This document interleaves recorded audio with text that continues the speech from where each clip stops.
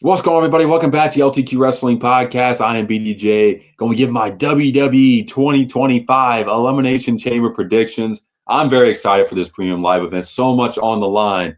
Who will win the Elimination Chamber matches? Who will Cody and Rhea Ripley face at WrestleMania? What will Cody decide to do? Will he give his soul to The Rock? Cody Rhodes as a heel would be cooking in WWE. Unsanctioned match. Both from Canada. Kevin Owens, Sami Zayn. They're going to destroy each other. Probably going to have matches of the night. And then we have Trish Stratus and Tiffy time against Nia Jackson, Candice LeRae. Trish Stratus competing in Canada, also Canadian as well. So a lot to really look forward to on this show. I don't really think there's going to be anything horrible on this show. I mean, the tag team women's match, you can make a case. I know not everybody's a Nia Jax fan. I definitely could get why you don't care about that. But all the other four things on this show are definitely worth keeping an eye on for sure. So let's get right into it. Women's Elimination Chamber: Bayley, Roxanne Perez, Naomi, Alexa Bliss, Liv Morgan, and Bianca Belair. Stack Chamber. And there's a lot of women in this match. You can make a case for winning. Rhea Ripley can have a good match against anybody. So all six of these women could go on to WrestleMania and have a great match with Rhea Ripley. But who's going to have the best story? And it's hard for me to pick a favorite in this match because there's three women I could see winning. Liv Morgan. Now, I don't want to see Liv and Rhea again, but what happens if something happens during Io and Rhea's match next week on Raw? Liv wins the chamber. You set up a triple threat. Rhea Ripley, Liv Morgan, Io Sky, WrestleMania, triple threat. I think that would absolutely cook. Maybe Liv. How about Alexa Bliss? She just returned. Maybe you have her win, get her an automatic push right when she returns. You do her and Rhea Ripley. They both have these dark gimmicks. It's something fresh. It's something new. I think it would be great. Alexa Bliss against Rhea Ripley. I think that would be Alexa Bliss and Rhea Ripley, though, I think would be a fantastic match. I think it'd be something different for the fans. Sometimes WWE drains us with some of the same matches at times. This is definitely a match they could do that would be like, okay, this is different. The gimmicks are similar, size difference. You could do that. Giant against smaller. I think there's a lot of possible outcomes for that. But my favorite in this match would be Bianca Belair. Now, who knows what's going to go on with her and Jade Cargill? Maybe they decide to have Belair lose this match. And they do Belair against Jade Cargill at WrestleMania. We'll have to see. But man, Bianca Belair against Rhea Ripley at WrestleMania sells itself. I mean, they faced off a few times in NXT, but now they're both at the top of their games, and this would be a big-time match. So I'm going to go Bianca Belair wins, but it would not surprise me to see Liv or Alexa Bliss win this match as well. But we'll have to see. But definitely an intriguing match for sure, because I don't think there's really a for sure winner in anybody's eyes, at least in my opinion. Kevin Owens, Sami Zayn. It doesn't get much more personal than this. Rivalry spanning 20 years, best friends, enemies. They've had many splits, many gets back together. They've won the tag titles at WrestleMania together 2 years ago, and now they hate each other. Kevin Owens attacked him. He packaged pile drived him. Sami Zayn's ticked off. He's not 100%, but he told Adam Pearce he don't care. Unsanctioned, anything goes. The only thing that's going to happen is a pinfall or submission that the ref can do. Nothing else. And I can't wait to see it because I think they're going to do some crazy spots. I think they're going to have a long match. I think they're going to have a match of the night. This feud has been interesting so far. I just love heel Kevin Owens. I'm a Kevin Owens fan for anybody who don't know me. And KO is a heel, just not giving a damn about anybody or anything, just in his chaotic Kevin Steen era right now is fantastic. And I actually want him to beat Cody for the championship. That's how good Kevin Owens has been as a heel. Him as a babyface, just not it. Him as a heel, he's just on a different level. I mean, Kevin Owens has been cooking as a heel. There hasn't been one bad thing he's done since he's turned heel. So how will this match go? Who do I choose to win? I don't think they're going to be facing off at WrestleMania. I've heard different matches thrown out for both of them. Because somebody interfered. It's unsanctioned. Anything goes. I'm gonna go with yes. I think Randy Orton is gonna show up at Elimination Chamber and screw Kevin Owens in this match, and that sets up their match at WrestleMania. I think that's what's gonna happen. I think Kevin Owens is going to get ready to do something insane.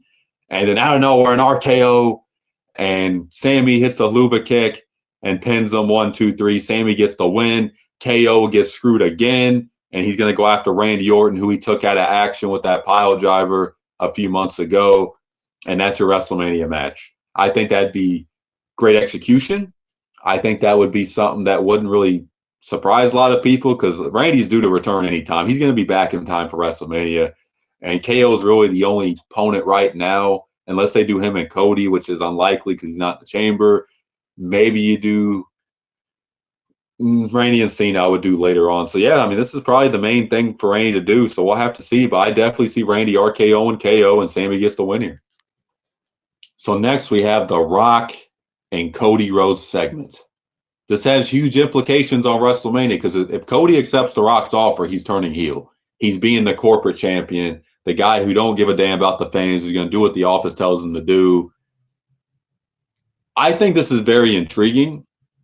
Yes, The Rock segment with Cody on SmackDown last week was very odd and very weird, and it felt like The Rock was just out there mumbling the same shit about how him and Cody are on the same page and friends and shit. But I think this has potential because Cody, a lot of fans are tired of babyface Cody. They want to change in this title reign. A lot of fans haven't really liked Cody's title reign. There's been a lot of criticism about how it hasn't really lived up. And some of the feuds have definitely been a letdown. I like the Kevin Owens feud for sure. But if you turn Cody heel, you're doing something new, something fresh. And let's say, Cena wins the chamber. You got a heel Cody against a babyface Cena. Wouldn't that cook? Because it's going to be hard to do a face versus face match unless you do okay, we respect each other. We're going to go out there and have a great match. If you win, you win. If you lose type thing. But I think Cody needs a change. And this could be an opportunity for WWE to do something different with him. Maybe he goes back to the black hair Cody Rhodes he had in Ring of Honor and AEW for a little bit. Who knows? But it's definitely a possibility of him accepting The Rock's offer because if he doesn't, what's going to happen? Is The Rock going to punish him? Is he going to put him in a multi-man match? Is he going to put himself in the match? I'm curious what happens if Cody says no, but I think Cody's eventually just going to say, yeah. He was already teasing it on Raw or Rollins saying, he asked me for my soul. He didn't ask you for you because yours is compromised and all that. So Cody's already showing a defense mechanism here. So who knows? I'm intrigued what's going to happen here. I just hope it's not a 50-minute segment with some of the matches losing time because The Rock takes up a ton of time, sometimes really for no reason. I mean, he just goes out there and sometimes just rambles. And I think these, segments don't really need 50 minutes. I mean, obviously it's going to be important and everybody's going to be into it, but The Rock sometimes just needs to get straight to the point. I know you're the boss and you make the rules and whatever you say goes, but man, sometimes The Rock segments can be draining because it's just get on with it. But we'll have to see. I think my prediction for this segment is I predict Cody accepts The Rock's offer and we get a corporate Cody Rhodes against maybe a Cena or CM Punk at WrestleMania. We'll see. Now, this next match, I'll be honest, I don't really care about it very much. It's not really much going on here. It's just a tag team match. They decided to set up Nia Jax and Candice LeRae against Tiffany Stratton and Trish Stratus. For my prediction, I'm going to go Stratton and Trish Stratus. I mean, it's in Canada. I don't really see why they would lose this. Candice LeRae is definitely in this match just to take the pin. You don't have to have Nia take a pin because for some reason WWE loves them, so Nia Jax. I mean, I don't really get it, but man, they always have her and everything now. She's almost not as bad as Charlotte, but she's definitely being overexposed like Charlotte was during a time. I mean, I guess you could kind of say she still is, but yeah, I'm gonna go Tiffy and Trish win this, and I don't really expect much out of this match, but we'll have to see. Main event time. The Men's Chamber. Damian Priest, Logan Paul, CM Punk, John Cena, Seth Rollins, and Drew McIntyre. Who will face Cody Rhodes at WrestleMania? Who will face a potential heel Cody? Damian Priest not going to win. Logan Paul not going to win. Seth Rollins highly unlikely. Drew McIntyre probably not. So that leaves two potential winners. CM Punk, John Cena. Those are the only two I see winning this match. I don't see any other outcome unless they do a huge swerve. This is tough because you could flip a coin on this. And I've talked to QJ about this. I feel like some fans are acting like John Cena's retiring after WrestleMania, that he has to have that world title match at WrestleMania or the whole world's going to end and WWE is screwing John Cena and all this other stuff. We got a whole rest of the year of John Cena. We got 10 months. Jey Uso's going to have his moment at WrestleMania. Do you want Cena to have the moment of a pay-per-view? Or do you want him to kind of have a multi, let's say Jey wins night one, Cena wins night two, or something like that?